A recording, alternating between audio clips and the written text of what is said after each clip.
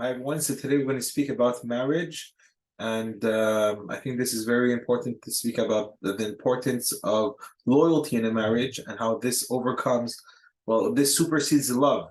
And actually, today in the Gemara we learned about Shimshon Hagibo, Samson, who was a Nazir, and he was in love with Delilah, and through his love with Delilah and his affection for her, he revealed to her his secret, and he died, and we all know the story.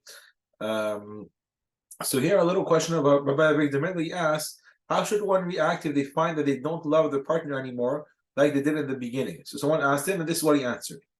And the answer is that love is not the criterion of behavior in marriage. Love should be a result, but the criterion is loyalty. We say in Yiddish, azoi bet zich azoi shluft. It means the way you make your bed, that's the way you should sleep. Look before you leap. Once you leap, hold on to it. That's it forever.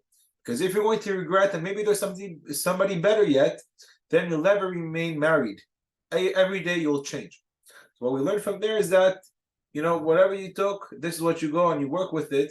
Because, you can always dream and imagine someone better, but you'll never be married, you'll never be happy because the grass is always greener on the other side. Well, that's what you think at least. So the attitude of the Torah, not only Torah, lehavdil, decent gentiles, once upon a time in their wedding ceremony used to say, do you take this person for better or for worse? And they said, I do. And we, lehavdil, surely do that. Like I said, vidavak, loyalty has to be the criteria. And forget about love. Of course, it's a duty. It means from the Torah, you have to love every fellow Jew. And those people with whom you are frequently in contact, certainly. There are many very reasons why a woman and a husband should love each other more than strangers do. Of course, you can never forget the fundamental duty to love a fellow Jew.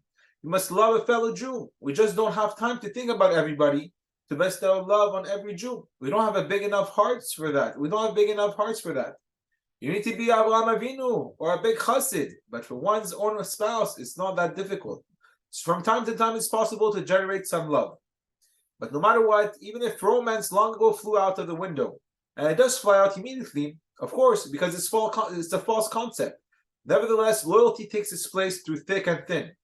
And this is an advice for married couple. They get married and you have a beautiful wedding, a sheva brachot, everything is wonderful, and then they go home and it's real life.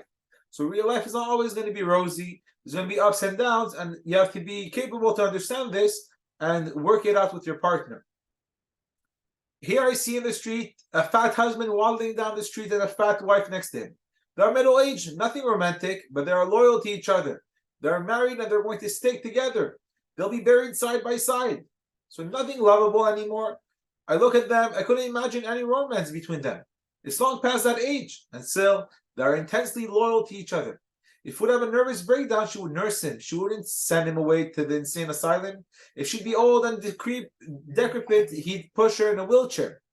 Don't you see an old man pushing an old woman in a wheelchair loyally? He doesn't say, I'm going to get rid of her. She's too much of a bother. Here's an old husband. He's in diapers. He's senile. But his wife is loyal to him till the end. She changes his diapers every day 5 or 6 times because she married him and she's going to remain with him till the last minute.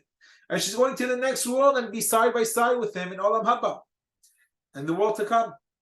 And that's the ideal of marriage. It's not built on romance. It's not built on any ideas of a prince charming or a princess. Right? This is Disney, but life is not Disney. It's built on the idea of vidavak, loyalty. You're together forever. It's like part of your body. You're not going to say goodbye to part of your body because it's not as good as it used to be. You may have an old head or even an old heart. You'll hold on to it as long as you can. And I think this message from Rabbi Avigdor is very important nowadays, that we have to stop all those ideas that we have in our head, all those expectations. We have to put our expectations for our spouse to zero. No one owes you anything. No one has to do anything for you. And then with this way, you can always go up and always be happy.